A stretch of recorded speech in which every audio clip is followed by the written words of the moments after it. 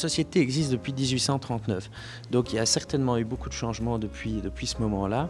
Et moi, j'ai toujours voulu faire quelque chose, casser un peu le rythme, je vais dire trop classique des choses, un ensemble qui répond toujours de la même époque à un autre objet et toujours dans le même style. Moi, j'ai toujours voulu faire ça. Disons que ça fait une bonne année que l'idée a germé. Ce nouveau concept de mélanger les styles, mélanger les époques, des objets d'art du 18e avec des tableaux contemporains chinois, de vraiment faire un mélange de styles, mais surtout de qualité, et de travailler avec un ensemblier comme Gérald qui a déjà fait ses preuves aussi. C'est une maison dans laquelle je viens depuis une trentaine d'années, puis j'habite Bruxelles depuis 30 ans, que j'ai toujours trouvé qu'elle était charmante, qu'elle avait de l'allure, que ça avait de la classe, pas du tout show-off. Et on cloue encore. Et donc quand Arnaud Jaspard m'a fait part de son projet d'un peu faire le reset de la maison tout en gardant l'esprit Costermans et l'esprit 18e français, j'ai un peu sauté de joie. Je l'ai un peu caché, mais j'ai un peu sauté de joie.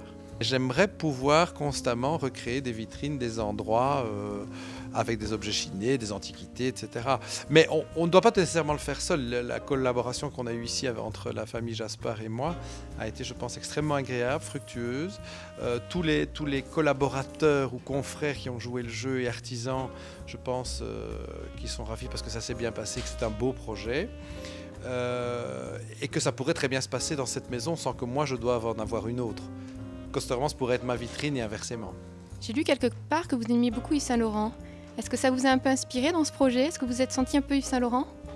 Je ne sais pas si je me suis senti Yves Saint Laurent parce que c'est toujours un peu difficile de ressembler à quelqu'un d'autre, c'est déjà tellement difficile d'être soi-même, mais c'est certain que c'est quelqu'un qui m'a énormément influencé et qui m'influence toujours. Au départ par la mode, parce que j'ai quand même été dans la haute couture pendant 20 ans et que ça a quand même été mon vrai métier pendant 20 ans.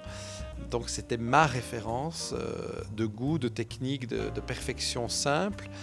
J'ai eu la chance d'aller dans sa maison rue de Babylone où quand tout était encore installé tel quel, c'était ce que j'aime, c'était ce mélange un peu comme il y a ici.